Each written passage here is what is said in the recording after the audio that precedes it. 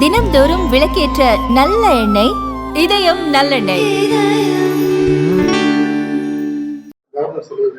இல்ல, தேசிய கல்விக் கொள்கையை பொறுத்தவரையிலும் நம்முடைய கல்வித்துறை அமைச்சர்கள் தெளிவாக விளக்கங்களை சொல்லி இருக்கிறார்கள். அதே பொருத்தம்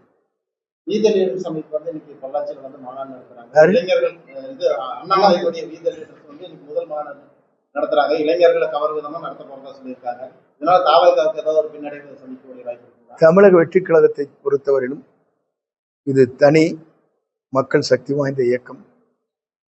அவரோடு செல்கின்றவர்கள் வேறு.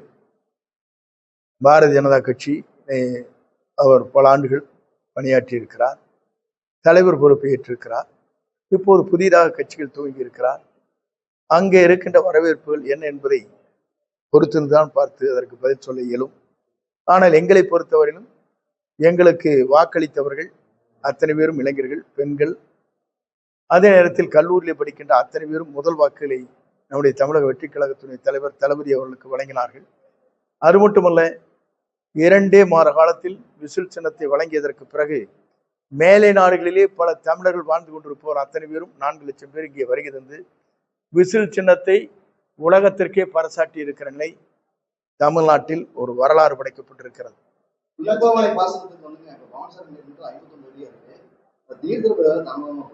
இல்லை, குறிப்பாக நம்முடைய கேட்ச்மெண்ட் ஏரியா என்று சொல்லப்படுகிற நீலகிரி பகுதியில் மழை கூடுதலாக பெய்யும் என்று வானிலை ஆராய்ச்சி குறிப்பிட்டிருக்கிறார்கள்.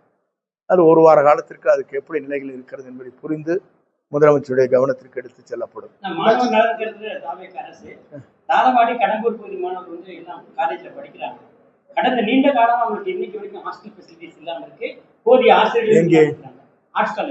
இல்ல, குறிப்பாக ஆர்ட்ஸ் காலேஜ் துவங்கியதற்கு பிறகு மாணவர் விடுதிகள் இப்போது கட்டி கொண்டிருக்கிறார்கள். அது கட்டி முடித்ததற்கு பிறகு அந்த பணிகள் முழுமையாக நிறைவேற்றப்படும். அதே நேரத்தில் அங்கே இருக்கின்ற பின்தங்கிய மாணவர்கள், அதே போல தாழ்த்தப்பட்ட சமுதாயத்தில் இருக்கிற அந்த மாணவர்களுக்கு பல இடங்களிலே அங்கே விடுதிகள் இருக்கிறது.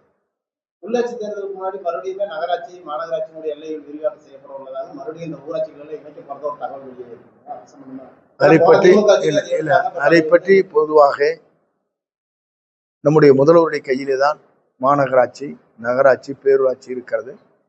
உள்ளாட்சியை பொறுத்தவரை நம்முடைய பொதுச் செயலாளர் மாண்புமிகு உசி ஆனந்தனிடத்தில் இருக்கிறது. ஆகவே 2 துறைகளும் எப்படி சீரமைக்க வேண்டும் என்பது அவர்தான் முடிவு செய்ய வேண்டும். இல்லை, விமர்சனம் என்பது இல்லை.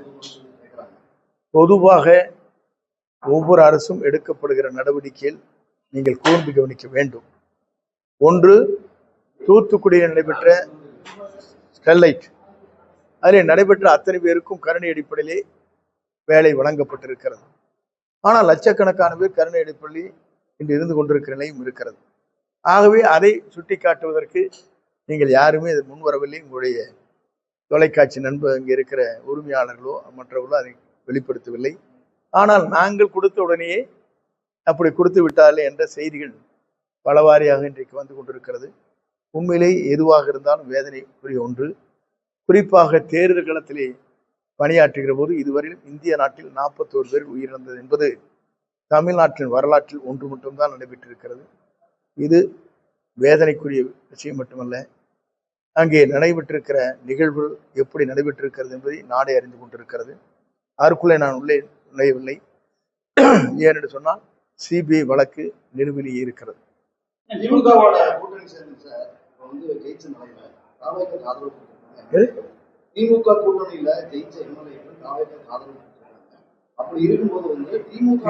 எனக்கு புரியல. திமுக கூட்டணியில ஜெயிச்சவங்க ஆதரவு கொடுத்திருக்காங்க அரசு.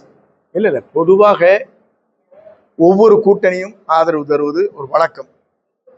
திராவிட முன்னேற்ற கழகம் அன்றைக்கு ஆட்சி கட்டில இருக்கிறது 96 பேர் தான், வெரி மைனாரிட்டி, 100 கூட இல்லை. அப்படி இருக்கிற போது காங்கிரஸ் கட்சி மற்ற கட்சிகள் தோழமை கட்சி அவர்களுக்கு ஆதரவு அளித்தார்கள். ஆனால் ஆதரவு அளித்த கட்சிகளுக்கு கூட்டணி மந்திரி சபையில் இடம்பெறவில்லை.